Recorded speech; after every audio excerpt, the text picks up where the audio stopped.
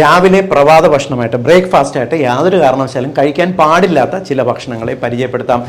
നിർഭാഗ്യവശാൽ ഇവയിൽ പലതും നമ്മുടെ പല വീടുകളിലും കുട്ടികൾക്കുൾപ്പെടെ കൊടുക്കുന്നവയാണ്.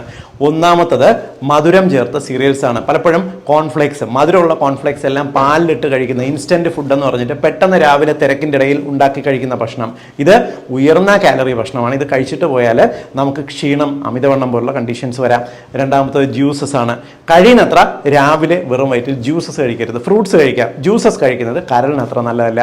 ബേക്കറി ഭക്ഷണങ്ങൾ, എണ്ണ പലഹാരങ്ങൾ രാവിലെ കഴിയുന്നത്ര ഒഴിവാക്കുക.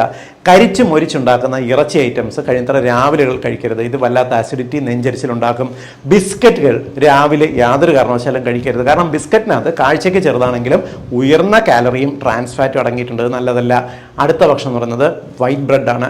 വൈറ്റ് ബ്രെഡിന്റെ പ്രോബ്ലം എന്ന് പറയുന്നത് ഗ്ലൈസെമിക് ഇൻഡെക്സ് വാല്യൂ ഉയർന്നാണ്. രാവിലെ കഴിച്ചു കഴിഞ്ഞാൽ വണ്ണം കൂടുന്നതിനും ക്ഷീണം പകലുണ്ടാകുന്നതിനും